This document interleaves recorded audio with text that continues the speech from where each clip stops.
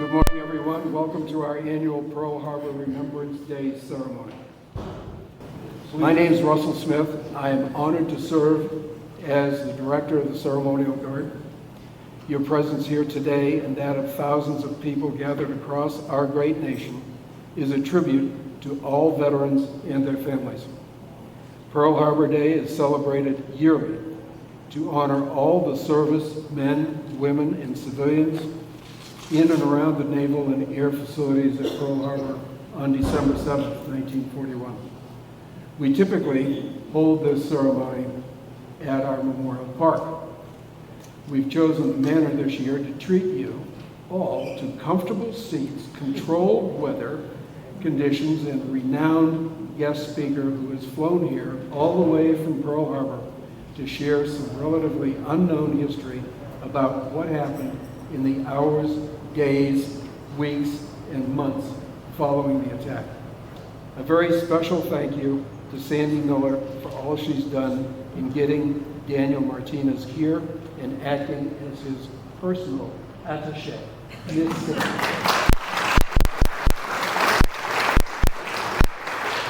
I also want to acknowledge all my team members who are assembled in the back, dressed very spiffily in our uniforms, and our HOA audio-visual support team, the double Eds. They are there. And Ms. Tara, wherever she is. Lieutenant Colonel Dick Hyland will now lead us in the opening prayer.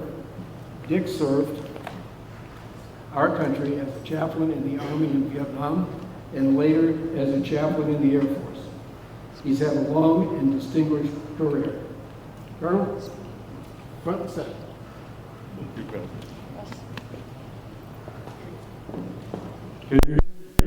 Yes. Ta-da.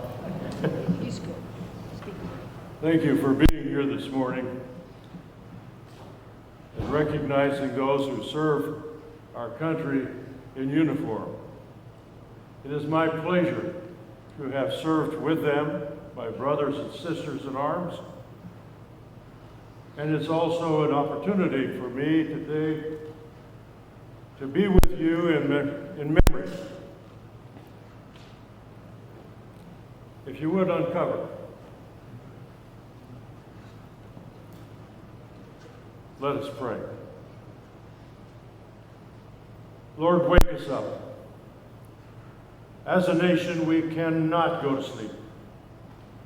We must always be on guard.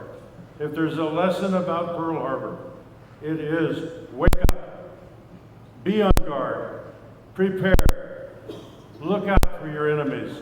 Know they're there, and they are as they are today. Bless those who serve this nation, dear Lord, in uniform, who protect us and who are ready. We ask you to bless the United States of America with your peaceful arms and love. Embrace all who have gone before us. Receive them into your loving arms. For those who have served and served gallantly, we thank you. We thank you that we are part of a great nation. And we ask, dear Lord, that you would bless our president and all who serve this day and every day. Amen. Amen. Thank you. Will everyone please rise for the posting of the colors and remain standing for the national anthem and the Pledge of Allegiance. Bugle, please sound call to colors.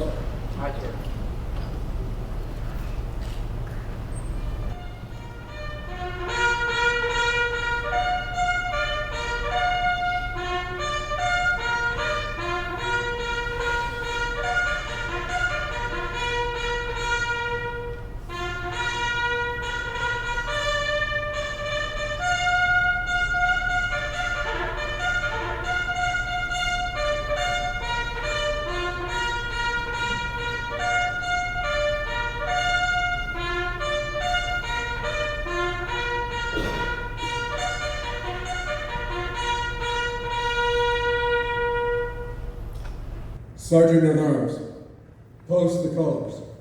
Yes, sir. Present arms.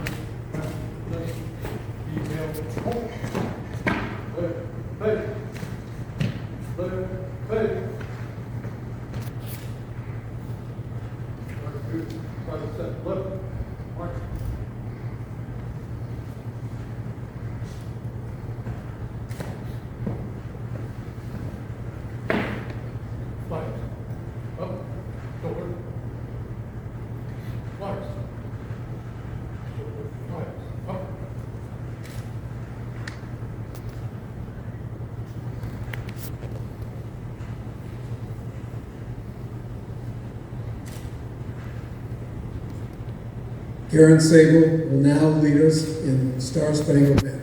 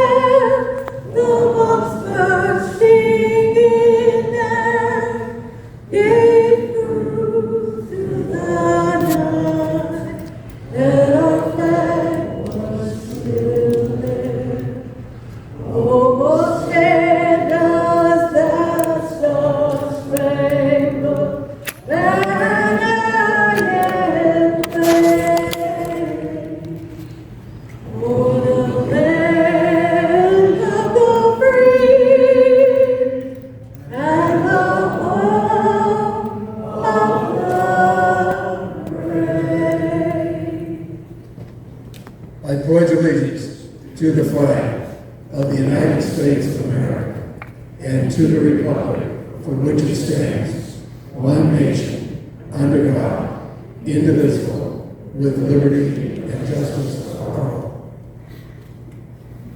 Retire. Order. Sergeant, retire the colors.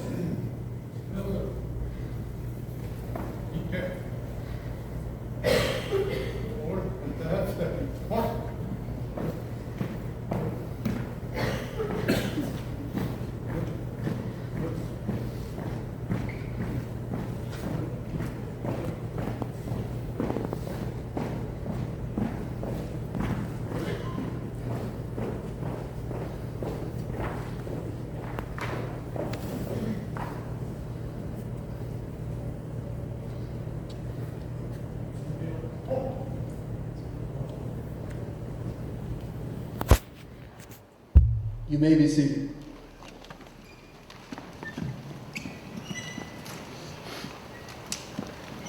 Six months ago, our ceremonial team held a meeting to discuss the Veterans Day and Pearl Harbor Day programs. Sandy Miller, one of our team members, said she was a personal friend of our guest speaker and asked if she could contact him to see if he would be available and willing to come here to share his knowledge. Initially, I thought it would be a wonderful idea, but knowing the logistical challenges for everyone concerned, I wasn't very optimistic. She made the call. He accepted. Holy smokes. Daniel Martinez is our guest speaker. He has recently retired from the National Park Service as their resident chief historian for the Arizona Memorial in the Hawaiian Islands. I spoke with Daniel several times and expressed to him that the majority of us know what happened on December 7th, but not much else about Pearl Harbor after the attack. He said he had audio-visual material to share if we had the capacity. Well, we don't have audio-visual capability at the park yet, but the manor does. I contacted Mike Dobbins, our HOA lifestyle coordinator, and Tara Homan, events coordinator at the manor, to find out if we could hold our ceremony in the manor. Mike, after serious negotiations and schedule manipulations, managed to secure this time slot for us. And a big thank you and clap for Mike as well. Okay, so now, without further ado, please welcome retired National Park Service historian, the indomitable Daniel Martinez. And his able backup on the computer is Ed Gutty.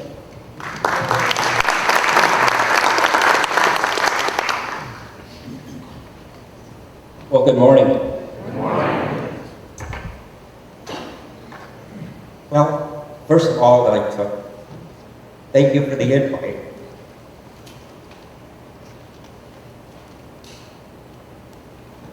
Because I'm thinking about Pearl Harbor today.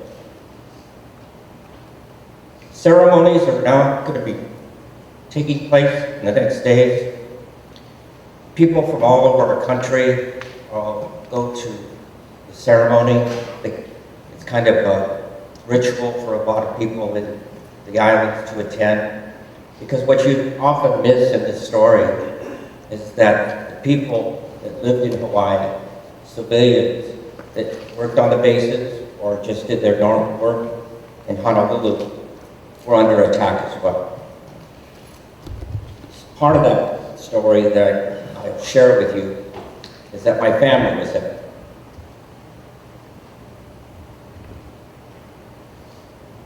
My grandfather worked for the Morrison Knudsen Company, working on a project of underground storage of over 13 tanks, almost 12 stories deep, bored into rock above Pearl Harbor to protect fuel and the assets for the fleet. It was called the Red Hill Project. And when I was young and I found out that my grandfather, my grandmother, and my mom, who was 9 years old at the time, I asked my grandfather, while we were fishing one of the creeks near Lone Pine, California, where they live, about his experience. And if there was ever a spark of interest, it was born there with me. I asked him if he was scared during the attack. And he said to me, I wasn't so much scared, but just damn mad and wishing that I had a gun. Over the years, when I did his oral history when I was at the university, those words came out, but also all of the friends that he worked with at Red Hill, and because they were construction people, they were going to be the ones that would dig the burials for those that lost their lives at Pearl Harbor, Hickam Field, Wheeler Field, Elba, all of these bases under attack simultaneously, and I'll show you that. Pearl Harbor became very personal when I was, as I said, did that oral history. My grandfather said to me, as I said that, asked him, that whole phrase, I wasn't so much scared as just damn mad. And it kind of left a spark that I wanted to know more. I read the book, Day of Infamy by Walter Lord, and I was a goner. That was it. I didn't know how I was going to get there, but I wanted to be involved in history And so I created that path. It's nice to know that when we had our first symposium at Pearl Harbor at the Visitor Center, our first guest to attend and to tell the story was Walter Lord. Also, he was an expert on the Titanic, which they made a movie about, A Night to Remember. We're going to start right here. This is not going to be a tactical thing. This is, you have to feel for the audience. I don't think you want that. I think that I can spout all the numbers off for you, how many aircraft, 350, the first wave, 187, all that. But I want to take you on a visual, historical adventure of discovering history, difficult history. There's nothing that I can think of that had such an effect on the United States as us being in World War II. Most people don't realize that the world was coming apart in 1941. The Germans had launched their attacks. The Battle of Britain was being fought the year before. The world was on fire. The Japanese and the Italians had joined the Tripartite Pact before the war even started for us. They were now allies together. Japan had taken a dangerous road, but it believed that its invasions of China and other areas that would come after the attack would enrich them, and the United States, being weak and troubled, would not be able to stop them. We did have allies in the area as well as the British. So that is, I wanted to set the stage that, you know, America was in a very precarious position. It was aiding the British, trying to get them arms, aircraft, volunteers. They were hanging on by their fingernails. The Battle of Britain was one of the great moments in their history, and ours was about to come. We'll start this line. So this is the USS Arizona Memorial, as you know it. It's a kind of quiet morning. How many of you have been there? Okay, saves a lot of questions. All right, next slide. The Japanese fleet, and I'll stand here so you can hear me, departed from Japan in late November. They were going to sail across this gap of water to be off the Hawaiian Islands less than 200 miles. They had hoped they would not be discovered, and they weren't. America was at peace, and Japan was now going to declare war on us by an attack. You can see here Wake Island, Midway Island, and over here the Hawaiian Islands, all connected together as military bases for the United States. They were also our connection of putting the Pan Am aircraft going across the Pacific all the way to Hong Kong. Next slide. These are the Japanese planes that they used. The Japanese aircraft were highly sophisticated, and they built them with the process of being able to use this Nakajima B5N2, which is called a cape, and I'll get into that later. That was a nickname that we would give so you could identify them. And so here is this would be the horizontal bomb, and this was intended to bomb the battleships that were inboard, because the battleships would moor together, outboard here, inboard here, closest to the land, along Fort Island. That bomb was meant to penetrate inside a ship and explode. So it would pierce the armor, go through that, then explode within. The most lethal weapon at Pearl Harbor is this one. This is the torpedo that was used. It could run through the water at over 30 miles per hour. Pearl Harbor is 40 feet deep, and many of the Navy at that time believed the water's so shallow here, we have nothing to worry about. Well, you see here, they spent their time developing, and actually it was after the anniversary, 50th anniversary. One of the Japanese technical consultants on the torpedo came to visit, and we had it downstairs in our basement. And it was like he had rediscovered his life. And we had a translator there that was telling us how they worked on it, what the problems were. The big problem was this was a wooden fin. It's been painted silver. But this torpedo bomber needed to get to no less than 30 feet above water. And if you pilots know, that's kind of interesting.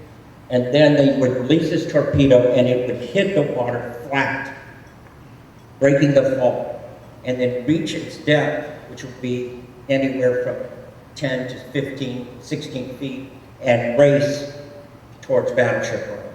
You'll see pictures. These planes, the horizontal bombers and the dive bombers, were the principal agents of destruction at Pearl Harbor.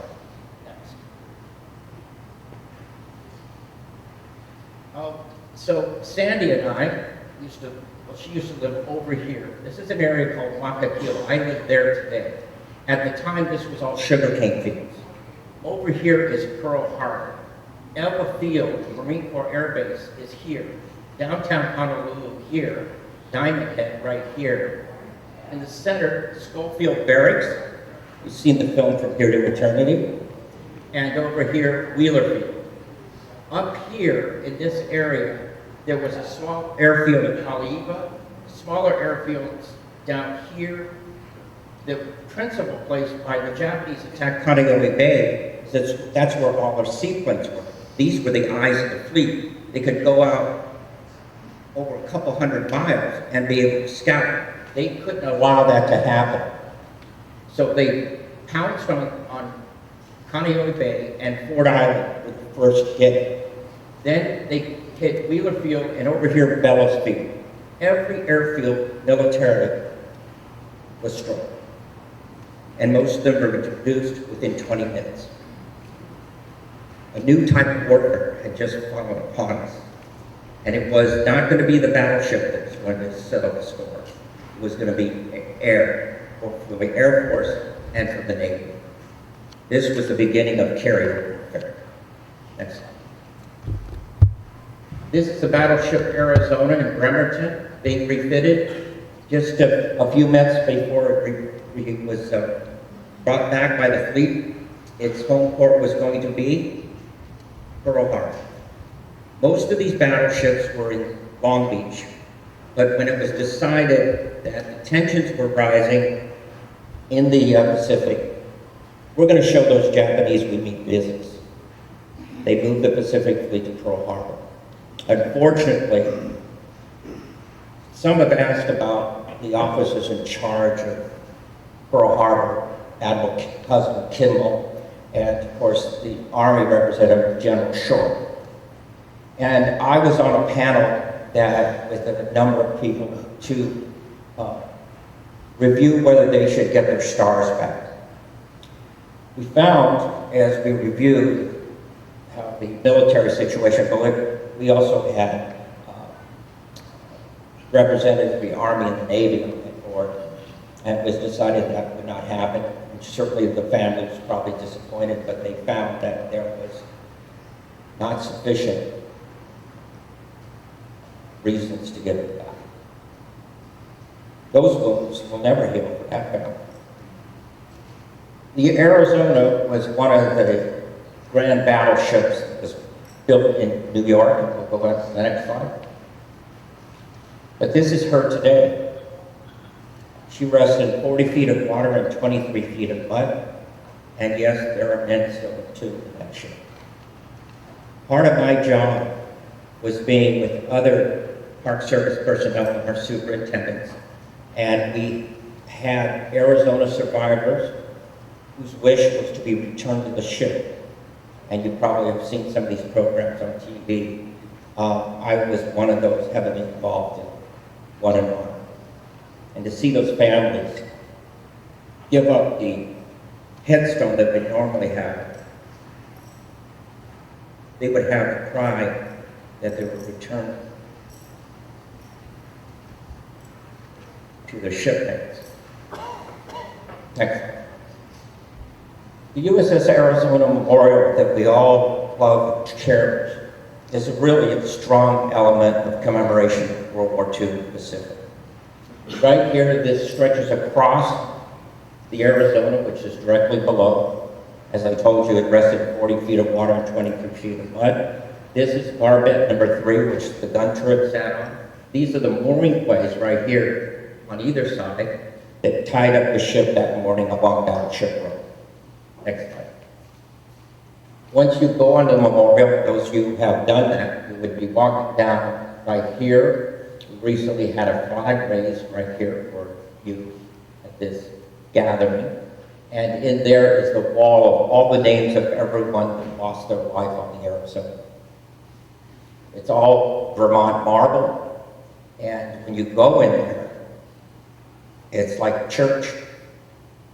Also on either side are chiefs of marble of men of the Arizona that decided to be returned to their ship to join their comrades. That was the only place in America where something like that took place. Next slide. I often, when I was a park ranger, especially in the early days, got the oil questions. So I was an oil expert, as many of the other park rangers were, because the oil was to the USS Arizona survivors the blood of the ship that still leaked and leaked. And so it would get different colorations. The oil has been leaking from the Arizona from December 7th, 1941 to today, and it continues. Next. The USS Arizona Memorial was completed in 1961-62. The memorial is a span designed by Alfred Price, a former immigrant, an architect that fled from Germany just at the right time, just barely got out, almost got caught by the Nazis. And this man of Jewish heritage would have had a very unhappy ending. But he got there, and he got a job as teaching architecture at the University of Hawaii, and I got to meet him. I sat on the memorial with him, and he just loved it. And I asked him about certain features, which I'm not going to share all of that with you, but he was happy with it. And most architects aren't happy sometimes about their architecture. But this is such a symbol. You only get, when you think of this, I think most people think of Pearl Harbor. Next slide. We're going back to the time of the attack. This was truly called the Gibraltar Pacific. This is a naval station here, Pearl Harbor, Ford Island. You can see how the ships were right here. Pearl City Peninsula here. This is where the Pan Am Clipper would park and land. This is Ford Island with the Naval Air Station. Okay, so the island is Ford Island, named after Dr. Ford. It was connected to the royalty. But the Navy assumed that, and they had moorings on this side and this side. During the attack on Pearl Harbor, the USS Utah and the cruiser were over here, and they were torpedoed. This is Battleship Road, where the Japanese planes would swing around and do their attacks on these battleships here. And also on sortie spraying or light bombing here. This is the Pearl City Peninsula. My grandfather was right in this area, right here. This is the road where the Japanese planes would circle around and then fly in. And one of the things I should share with you is that there was a warning. And that warning came with the detection of a Japanese submarine that was sunk at 6:30 that morning by the USS Ward. And so when I told the visitors to the memorial that story, you know, I did a Pearl Harbor, I thought, well, why didn't they act? That's a good question. Except you have a chain of command. It's Sunday morning in Hawaii. And so Ensign Tanner, who was a pilot of a PBY, was the first American aviator to drop a bomb in the War of the Pacific and World War II for the United States. That bomb landed next to that submarine. The midget submarine was then attacked by the USS Ward. You could go to St. Paul, Minnesota, and if you do, you can see the gun. It's for there, and they're called the first shot crew. So this picture was taken in 1941, part of a survey. This is Hickam Field. You can see how large it is. This is the Colorado Mountains. And on the other side of this, over that area, is Kaneohe Bay Naval Air Station. Right over here, this at Hickam Field right here. This is the naval station that is right on the edge of Hickam Field. This is the entrance to Pearl Harbor. Ford Island is right here. And right here are the oil storage tanks, which I also often get a question on, and I'm sure you'll get it today. All right, next slide. This is one of the destroyers that was on maneuvers. There was a great deal of maneuvers before the attack on Pearl Harbor. The Navy was getting ready, but the war was just over the horizon. These played a critical role in the early days of the Pacific War, these tin cans. Next story. This is the USS War, BB-139. Because we didn't have enough defense money, they were pulling out old ships and putting them together with crews and sending them out to the Pacific or the Atlantic. So 139 is important because this is the destroyer board that will sink the Japanese submarine. And this is the sugarcane dock in the big island of Hawaii. Next. This is Battleship Row. This is kind of a picture maybe some of you haven't seen before. You see this right here and this right here? What do you think that is? It's a false bow wave to confuse the enemy as to the speed you're traveling. Now, did it work? I don't know. But that was the idea. It was never going to be tested because every battleship you see in this picture was sunk at Pearl Harbor. Next slide. Right here is, I got a picture of, this is the Pennsylvania. You see the seaplanes there. These are the top masts. And so when these big guns fired, these are the gentlemen up here, the crew, and this is a machine gun nest up here. They would be able to see the fall shot, score it, send it in. Next slide. This is along the dock. This is taken just before Pearl Harbor. This is the West Virginia in here. And so this is how the ships were taken care of in these docks, and it was just an ongoing thing. Next slide. This is the, believe it or not, this is a pretty rare picture probably for somebody. This is the USS Utah. And this is the other ship that was sunk at Pearl Harbor that is still there. And so the Utah is getting work done on it right there. And we'll go back to the other slide. Okay. And so this ship was the first ship we think torpedoed during the attack. And she rolled over, and many of the men got out, but not all. That ship is still there. Next slide. So yeah, this is up at Bremerton. She's getting worked on. Excellent. This is one of the things that I get most questions about, the radar story. This is the SCR-270B radar. The United States was really needed this technology, and they were helped by the British, who had earlier instances of radar. This was mobile radar. You see the trucks and the vans, they would power it up. This could turn, and they could stick it on top of a hillside or mountain, and they could. One of the great stories of Pearl Harbor was one of these radars at Opana Point picked up the contact at about 125 miles out, and they followed it in. They sent a message into Fort Shafter where they had a clock board, and the officer that was sent there was an officer who was a pilot from Wheeler Field, and it was his first week on the job. And so when he got that notice, he thought they were friendly planes because there's American planes that did that.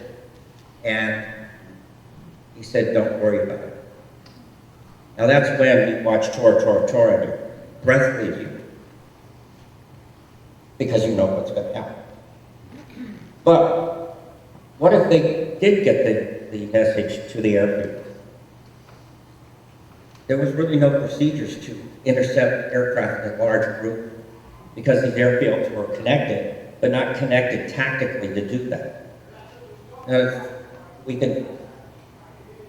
don't want to, I think, get in the idea of blaming, but history can be unkind, and we learn the why from what happened there, but at a cost. Next slide. This is the PBY plane of Ensign Tanner, who was the one that involved in the combat that took place. The first shots of World War II were fired off the shore of Pearl Harbor. Next slide. This is the Honolulu Advertiser. See the headline? And you can see the date up here, but this is just a month before Pearl Harbor. Japanese may strike over the weekend. So it's a bit shocking, I think, but foreign affairs expert attacks Tokyo madness. And so you have all the headlines here, but Nazis, all of this. Americans were reading their papers all across the world. But this, you know, is a parable in itself. Next slide. Okay, you saw that first part, it said Clown Mount Niitaka. The Japanese fleet was ordered to pursue this adventure, to attack the Pacific Fleet at Pearl Harbor. However, if negotiations with the United States had been brought together, if they had reached an agreement, they would have turned that fleet around and bring it back to Japan. If negotiations could no longer go forward, the message would be climb Mount Niitaka. And why did they have that? Because the highest mountain in Japan is Niitaka. And they were about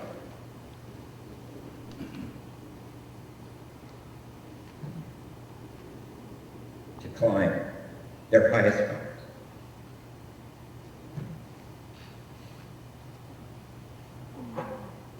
Here, the Japanese planes are now ready. They're on their way.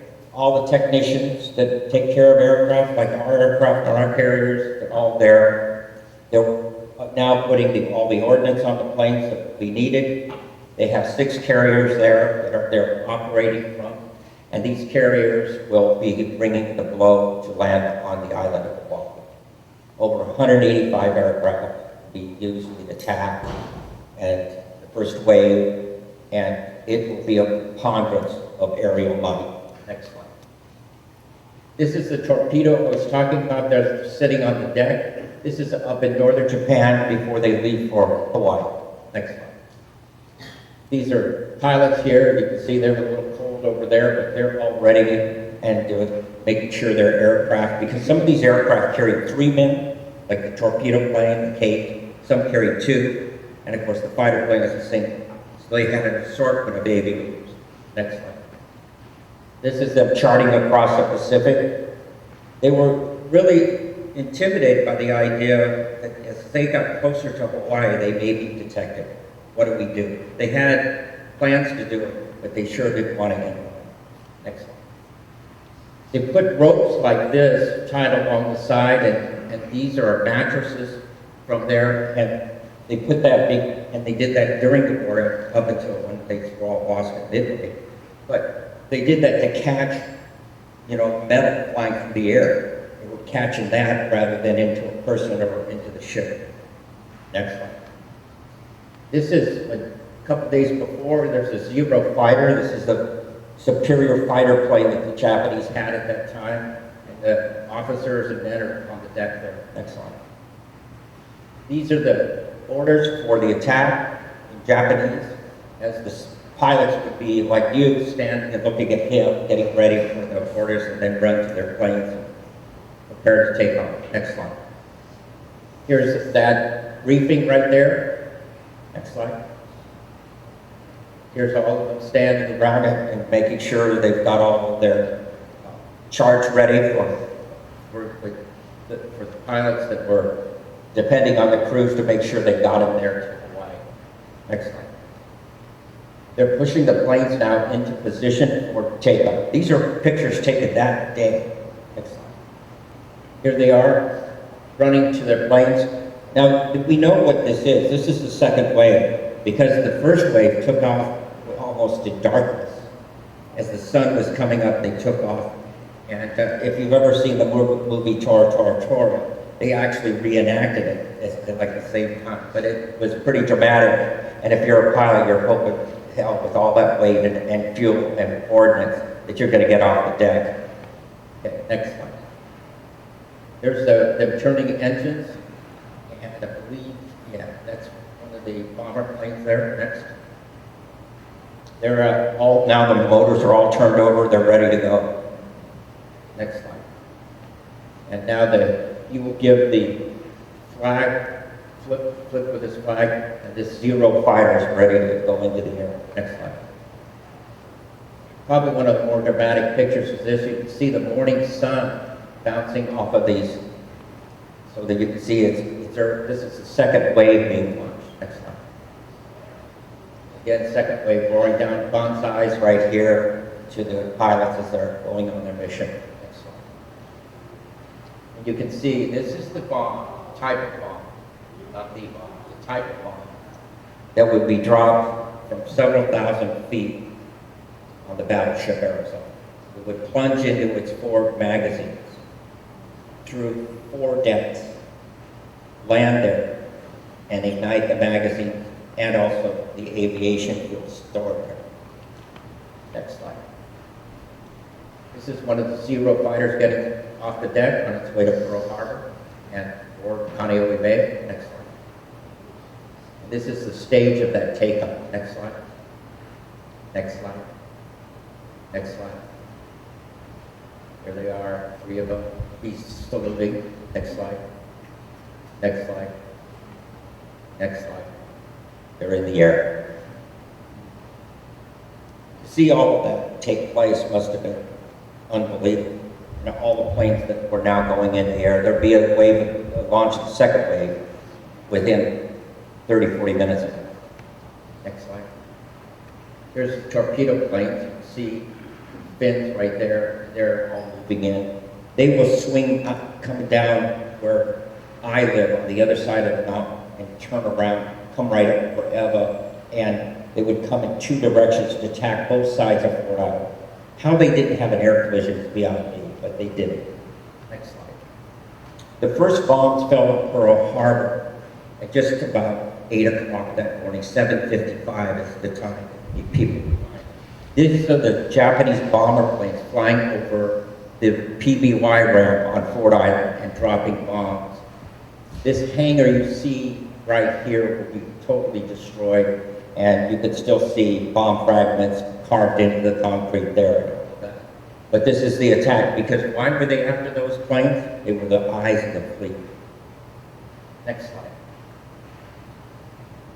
This is over Kaneohe Bay. This is where the naval station is. These photographs were taken by the Japanese, many of them that you're seeing. These are strike photos. And so this would be under attack. These are PBYs burning in the water. Next slide.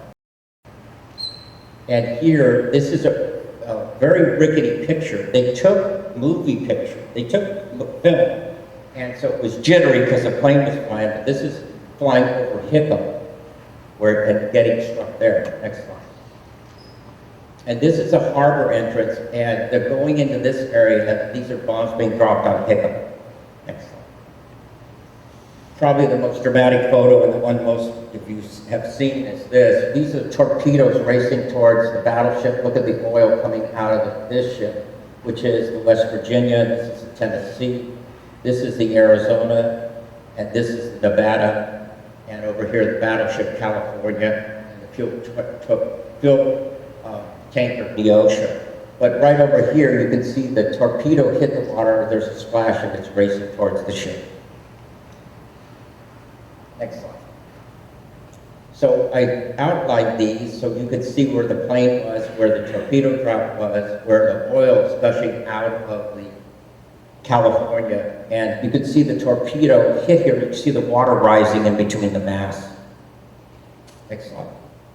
And over here, the Japanese plane flying and has pulled up. Next slide. And I put that so when I give these talks, sometimes you can't see it, so where is it? So we said, there it is, right there. And these were all cruisers here, or destroyers. And there was a fellow named Ray Emmer, and he was on one of the cruisers. And he was coming to, he was a chief, and he was coming down to see what was going on the deck. and he saw a plane just race by only 30 feet above the water. And he thought to himself, what the hell was that jockey doing? So he thought it was some Navy pilot, you know, doing something crazy. And it turned out not to be a Navy pilot. Next slide. So that shows you the torpedoes racing in. This is Battleship Nevada right here. This will be the only battleship that gets underway during the attack. And she makes a sortie to try to get out to the harbor entrance. Next slide. Here's the torpedo hitting there. Next slide. And over here. Next slide. This is taken from the hospital ship Solus. There was a doctor and his son that were physicians on the hospital ship Solus, and their hobby was photography. And they had these brand new movie cameras with something really brand new, color film. And they shot this picture from the hospital ship Solus at the moment the bomb went into the forward magazines of the Arizona. This wasn't still photography. This was a movie, and it was in color. Next slide. The Japanese were flying over, and they were doing their strike pictures. This is the Arizona after the explosion. She lifted out of the water towards about, perhaps as much as anywhere from 10 to 20 feet. When she came down, she hit so hard the water created a tidal wave that hit Ford Island. The water hits the edge of Ford Island and jumps up 16 to 20 feet. Falls down.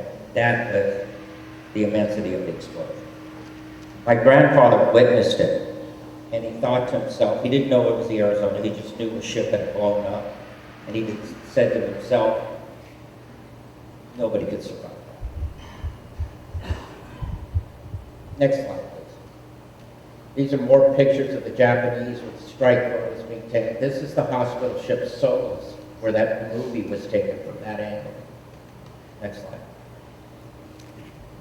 This is a picture I taken from Ford Island of men now trying to get over to the ship to tie them off from capsizing. They thought if they got the ropes around these mooring plates, they could, have the ship settle but not capsize.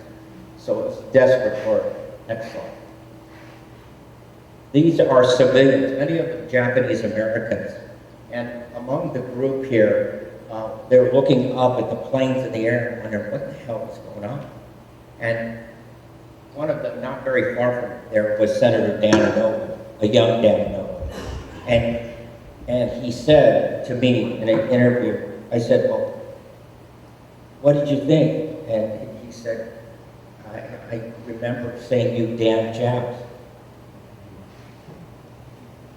And he was Japanese.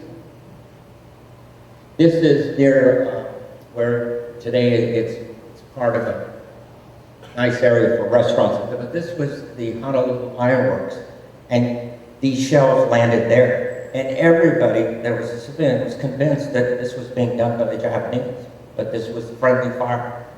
Next slide. And this is, right here, Wheeler Field. Those were the main fighter bases. Over here is Schofield Barracks area. And right here at Wheeler Field, it was total destruction. Only 3 to 4 planes got into the air. And they did well, but they got into the air. 4 of them. The rest of them, the whole flight line was wiped out. Next slide. Civilians were also affected by it. This is at Wheeler Field. A bomb that missed the hangar landed next to this family's house, and they were in it. But fortunately, they weren't near the windows. They were just knocked a little silly, and there's the bomb crater. Next slide. This is taken of a Japanese strike photo flying right over Wheeler Field. It was so intense. That's the flight line, totally on fire. Mostly fighter planes, P-40s, P-36s. Next slide. And the Japanese took this photo, another strike photo of that. Next slide. And you hear, if you look carefully, boom, boom, boom, flight line. But let's look at that again. Next slide. There they are. These are all dive bombs. I discovered these photos with a friend of mine who found those in the National Archives. And we were just like stunned. So his name is Mike Winger. He's a terrific historian, a great friend of mine, and shared these pictures with me. Next slide. And so as you can see, this is part of a run, and then they drop a bomb, and then they pull up and out. Next slide. So there's the plane coming in. Next slide. And there's the result of that. Him lining up here, again, pulling out. There's a plane pulling out right there. Next slide. One right here. Next. One right here. So it's all part of this. Coming in right from here. Now, next slide. So these are the hangars, pictures of the airfield after the attack. You can see that damage was significant. Next slide. Another picture of that. And this is where, the taxi field was. Taxi, next slide. This was my old office here. And yeah, this was the office. We didn't have enough office space for our museum collection.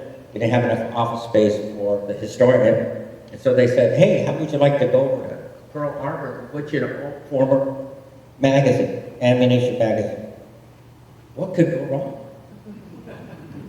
Actually, it worked out great, because one of the things that a lot of us is that we love being at the visitor center, but it was hard to get work done because you'd be interrupted. And sometimes it was a PAO from the Navy wanted something. And so it was a good place to hide. Where is she? She's over there. Yes, that one would be Aftermath.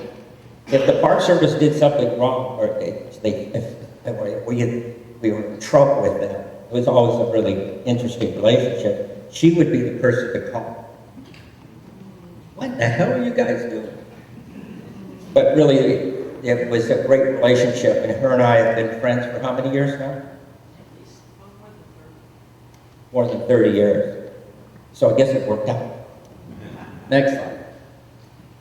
This is a repair ship. It's a specialized ship. If a submarine got in trouble, they could get the crew out, hopefully, by lowering that and then pulling them up in this. So this is my offices over where we were over here. This is in the submarine base at Pearl Harbor. Next slide. This is an interesting picture. That's not a Japanese plane.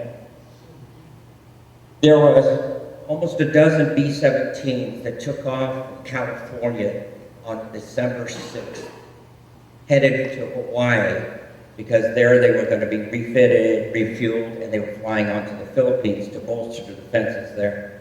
They flew in at 8 o'clock in the morning, and they had people there in the air to greet them. And it wasn't us. So let's go further. Next slide. Now, as they flew over Pearl Harbor, the young guys below, all of them, didn't know who they were, but they were a plane, so let's shoot at it. And so the B-17's being shot at as it's scrambling for a place. Couldn't land at Hickam. Hickam was a mess. So they were going to the North Shore to land airfields there. Next slide. This is the headquarters building for the Navy on Ford Island. This is one of the tenders here with their guns all raised, battleship Rome in flames behind them. Next slide. And here are officers that are arriving or departing. Look at this guy, he's in a suit right here. And this is a battleship California that's listening, and the fires from battleship Rome right there. Next slide. This is one of my favorite. I have a better picture of this, but what I loved about it is this guy is looking up. This ship is, been under attack. There's the American flag flapping in the breeze. I think one of the most patriotic pictures taken that day. Next slide.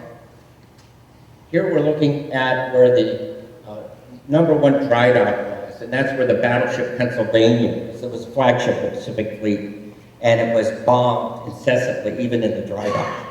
And she was up on, she was dry at the time, but the bombs landed and broke the gates and the water put in. But the ship was okay. But it was, the intensity of the attack was felt by them.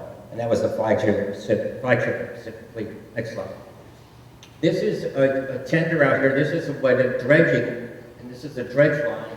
And these poor guys were dredging that morning, and they couldn't get going. They were surrounded by the attack battleship Row. Next slide.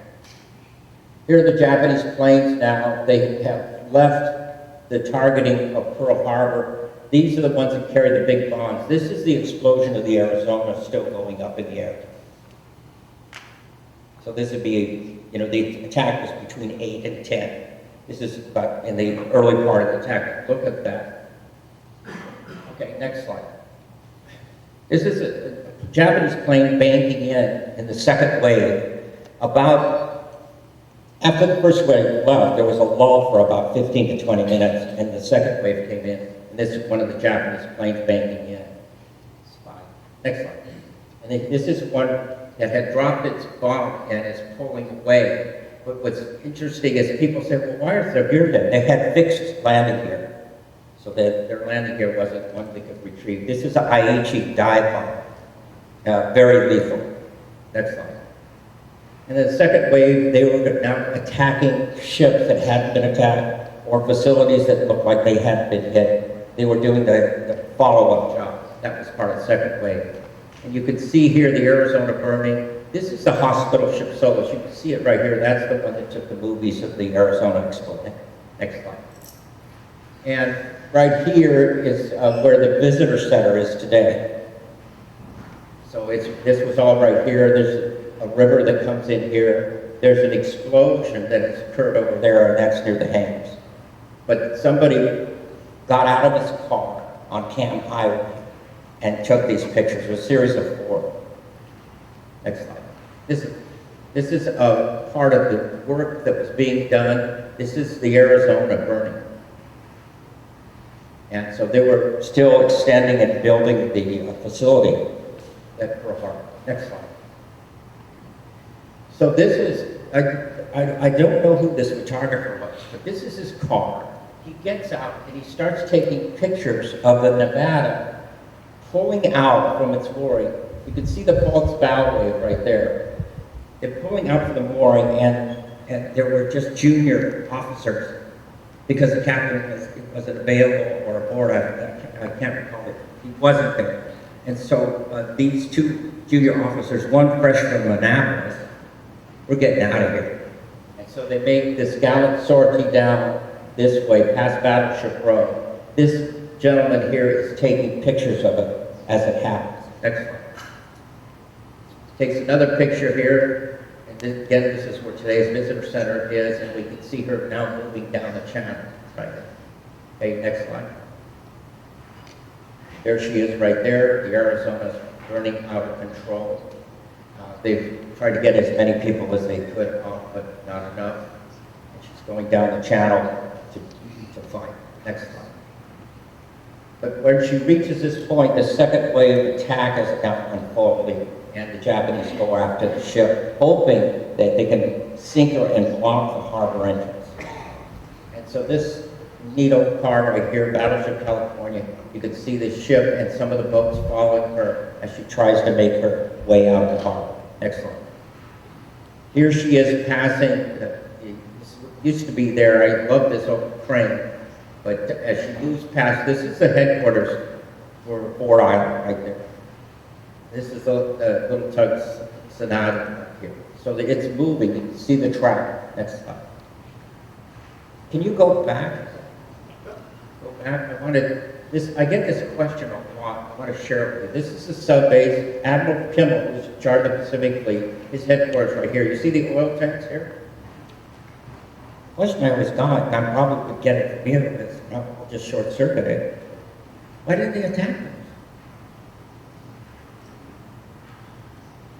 Well, they weren't going to attack those particular facilities and have the target obscured vessel. So that was the thing. The second wave should have taken care of it. It didn't. But that was an opportunity for us and an opportunity lost for them. Next slide. The Nevada continues to move down gallantly. Next slide. And this is a Japanese photo taken of the Nevada moving. Pretty rare. And she's really hit badly now. She's she's hurt. And a number of men have been killed for trying to work on the ship. Next slide. She comes into this area, and there's a huge explosion that's going to occur, not on the Nevada, but on the USS Shaw. Next slide. You can see this is where the Air Museum is today. And here is the tops of the Nevada moving down. They took it right from one of the office buildings, right at the staircase. Building 37 is a hang. Next slide.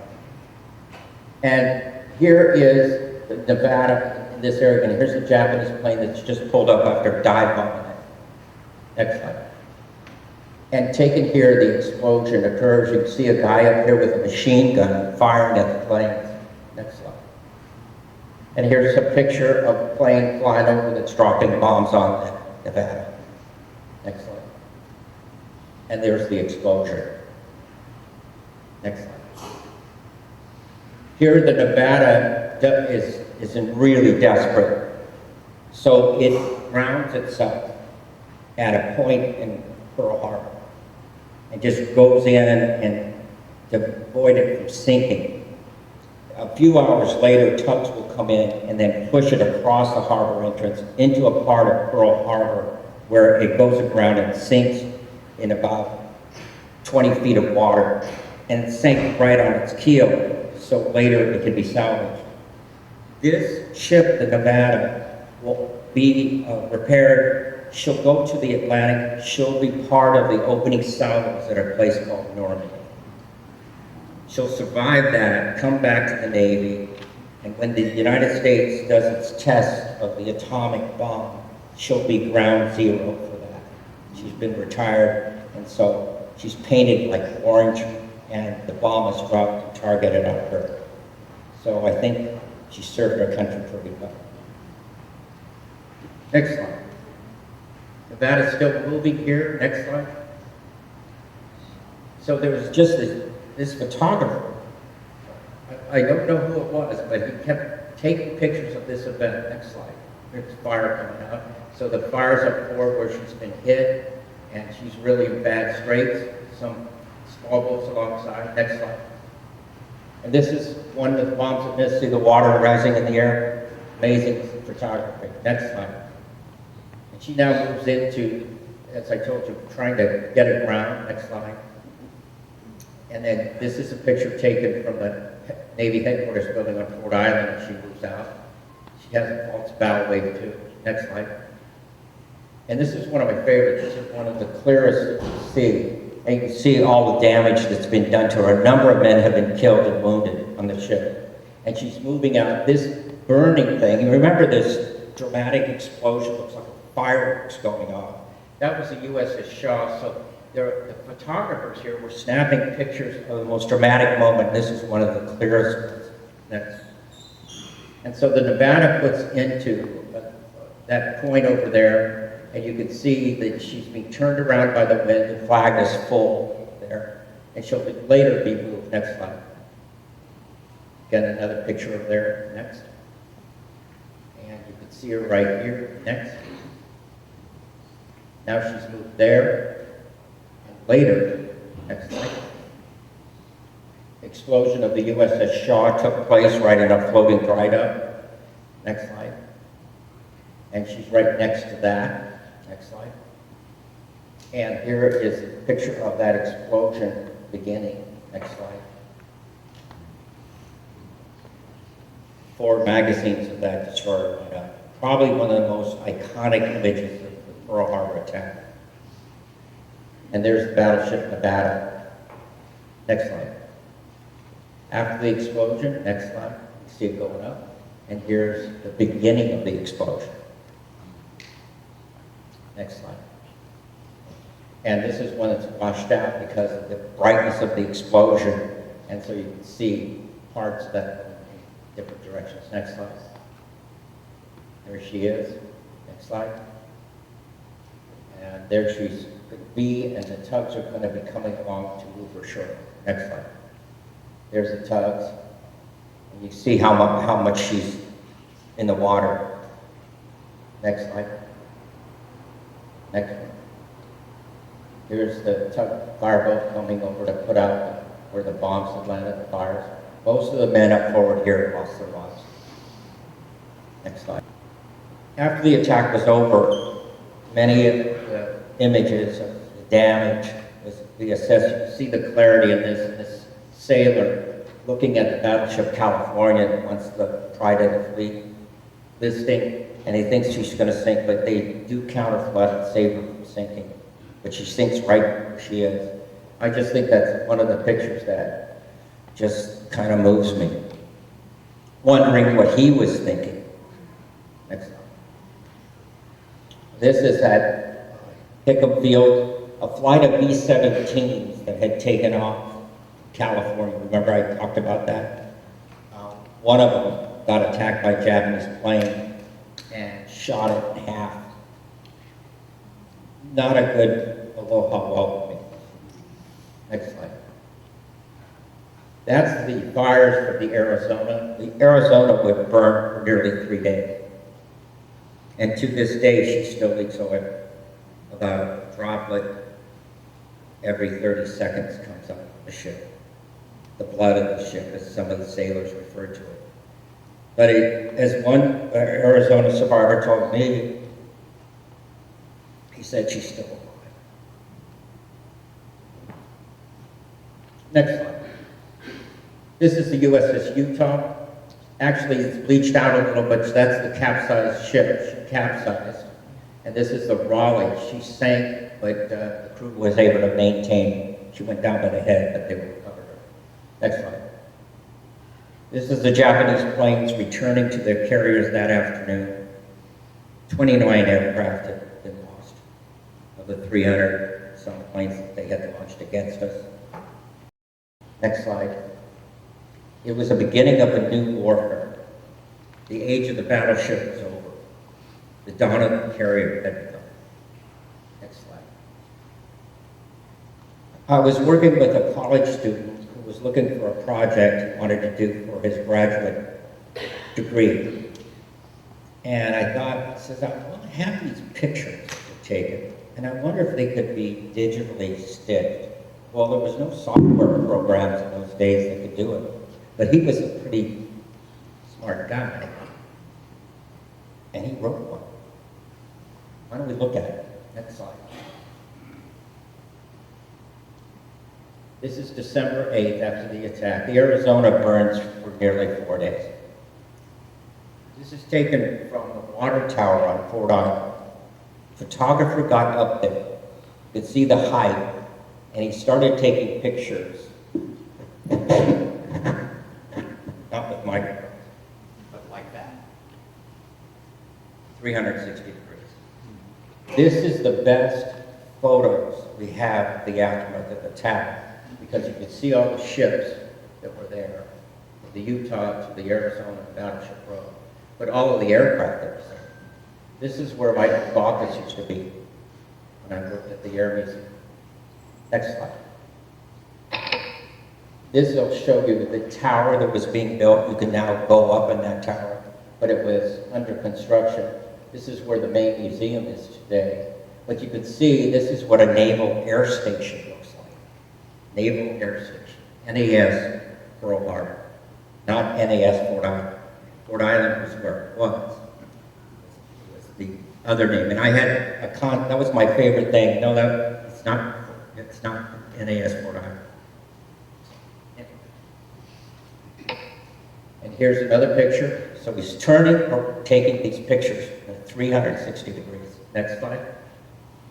And you can see the aftermath of this was taken, a few days after the attack. And one of the things that I want to mention to you before we close this, Admiral Halsey was very fearful after his meeting with Admiral Kimmel because the situation was getting critical. And so Halsey was told and had orders to go to Wake Island and bring Marine Air Wing there so they could defend themselves if something happened.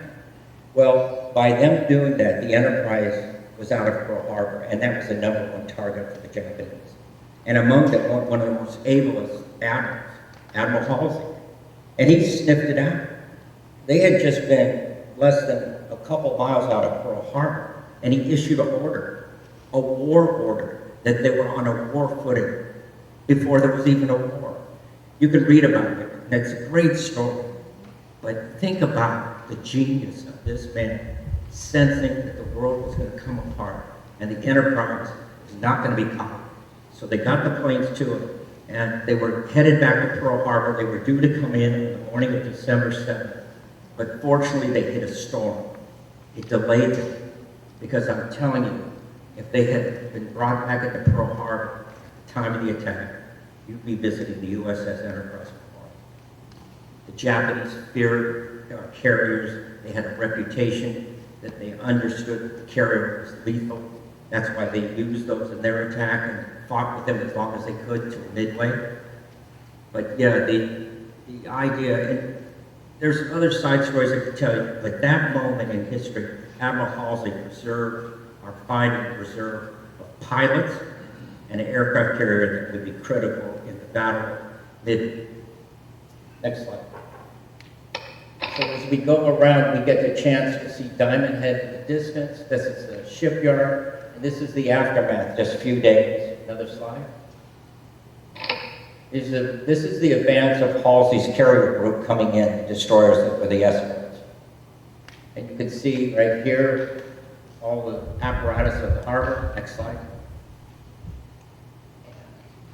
And you can look over here. This is a Hickam water tower. You can see all the fuel tanks. Why didn't the Japanese hit the fuel tanks? It's the lifeblood of the fleet. Yeah, they thought they might. Well, the invasion of Hawaii was certain.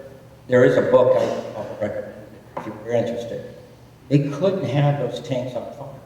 They would obscure the targets, the fleet. Anyway, the wind was flying, so they did attack. Thank God. Next slide. This is building 37 over here, hangar 37. These are all the damaged planes. All the planes that were scout planes on the battleships, they were being serviced right there, and they were lying in pieces. So the first bombs fell here on Fort Island in the Pearl Harbor attack, right here at the ramp. That's the harbor entrance right there. Next slide. What's that? That's the Nevada. That's the one that got pushed over there. Later, they'll bring her stern over there, and that's where she'll be salvaged. Not salvaged and taken apart, but salvaged so she can get back to sea and get into a dry dock. And they send her back to the west coast later. You can see right here, hangar number 6 is gone. You can see holes in here from bombs that went through but didn't explode. Next slide. And here, looking out, this is where Sandy and I used to, well, I lived there, Sandy used to live. This is Maka Kilo. This is all sugarcane fields at the time. And over here, in this area, was the Marine Airfield at Evan, which got hit really badly. But it gives you an idea of the panorama of that. And, yeah, that's all houses now. And freeway. And we also have an elevated, like, subway, too. We're really getting with it there. Next slide. This is looking over at West Lock. Any of you veterans recall the West Lock explosion? Well, in 1944, there was a bunch of troop ships. It was Operation Forager, and it was the invasion into the Pacific. And they don't know what happened, but they had Marines getting all ready to go, and somebody dropped, they believe either a bazooka round or a hand grenade. And that red hot shrapnel went into gasoline drums that were on these LSTs. And if you take the opportunity to look up the West Lock explosion, the photos are searing, and it was the second Pearl Harbor disaster. Next slide. So we have this now moving across. I didn't even know this aircraft existed, and it does. There's one of the PBYs here. And this is also where, in this section right here, this is where Amelia Earhart ground her plane. And it delayed her from carrying on with her flight around the world, right? But that's where it took place. Next slide. So I worked with a college student, his name was Zach Anderson. Next slide. And I said, Zach, I've got all of these pictures. Look at those. He says, can you digitally stitch that? He says, well, I've got my, project for my degree. That would be a good project. I says, yeah, it would. He said, well, I'll get together with my brother and we'll design a way to do it. They designed the program so that none of these photos would be rounded or distorted. And that's not easy stuff. But this is the aftermath of Pearl Harbor. Next one. There's the stitching, starting to stitch. Next one. And now it's starting to come around. Again, it's taken from the water tower. So scene was 363, production employed by the digital technology he invented. Next slide. And all the historical research, and it starts with, you still see the Arizona smoking. Remember, this photo was taken as Halsey's fleet was coming back. Next slide. So we've now put together a printed area. Next slide. And so we unveiled this, and it was 65 years after, and we're able to do that. Next slide. Next slide. And so we worked on that. Next slide. And so we finished the panorama. That's the last of the images, right? Do we have any more? That's it. Oh, great. I wanted to end up on that one because often in the Pearl Harbor story, the destruction, the loss of personnel, the terror that fell upon the civilians, like my mother, who was 9 years old, who had her last two of us the day before with Hilo had. But what this did is it reframed what had happened at Pearl Harbor with the sharpness and the density that when you could see that, you could see the event as it was in its aftermath. Pearl Harbor is one of those stories that will never leave us. In my view, nor should it. It's the object lesson. What can happen when you can't imagine that it could happen? So the men of the Arizona and all the casualties, both civilian and military, from all branches of service, now rest, many of them, at the Punch Bowl Cemetery. Part of a visit that if you embark to come to Hawaii, you must go there. It's also where Ernie Pyle's buried.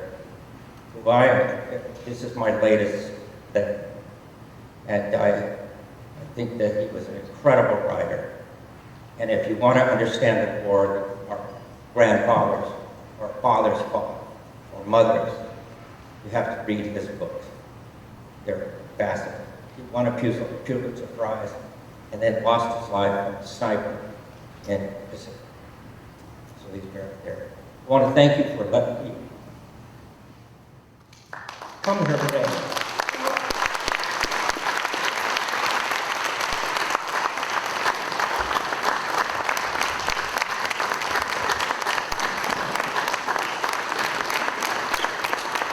Thank you.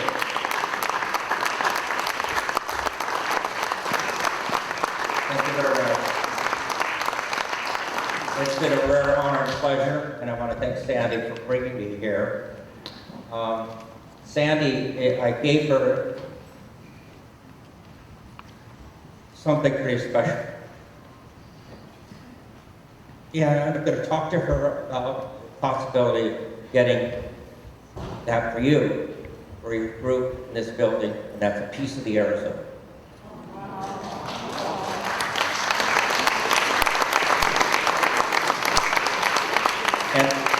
And lastly, I want to thank all of you that support the national parks and the National Park Service.